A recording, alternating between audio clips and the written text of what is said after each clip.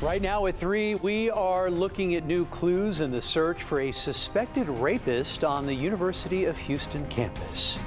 Thank you for joining us here for the news at 3. I'm Andy Sirota. Lisa is on assignment. The search for Eric Brown has been nearly a week long, and investigators believe he may still be in the UH area. They're urging anyone who has information to come forward and earn up to $5,000. KPRC 2's Bryce Newberry has been following this case. He is live on campus right now with the very latest. Bryce. Andy, investigators say Eric Brown has been riding the light rail and frequenting libraries. They also say that he's homeless and that they believe he's still here in the UH area. They're not sharing any specifics on possible sighting locations, but they are still asking for any tips in this case from the public.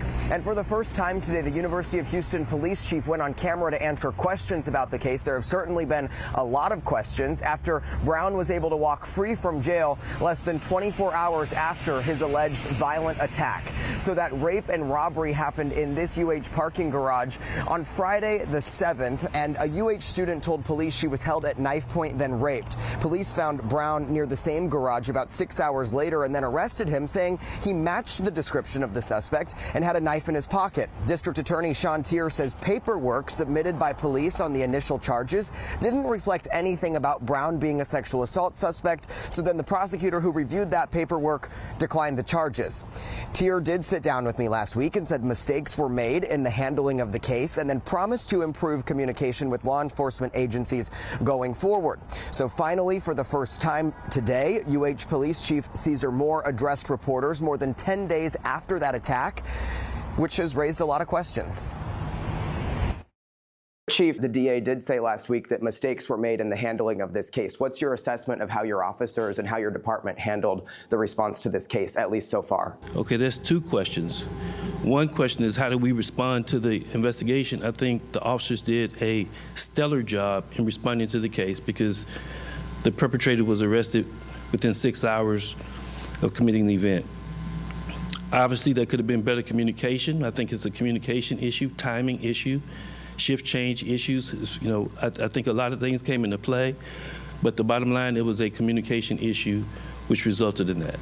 Chief, what's the extent of training that your officers have when it comes to submitting charges to the DA's office? I'm not able to answer that question at this moment. My officers, we tend to do more than double the amount of training that's required by the state. I also asked the chief earlier today what the thinking was behind not letting the UH community know that Brown had been released from jail and then put back on the streets almost 24 hours after that alleged violent attack. We'll have his response to that coming up tonight at 5 o'clock. But as for the search for Brown, it is still ongoing. The Gulf Coast Violent Offenders Task Force continues searching for Brown, and investigators say with the upcoming cold snap that's expected, they're hoping that that may help, as they suspect that maybe Brown will end up at a shelter. But the bottom line, the message this afternoon is to be vigilant and report any possible sightings to law enforcement. We're live on the UH campus. I'm Bryce Newberry, KPRC 2 News.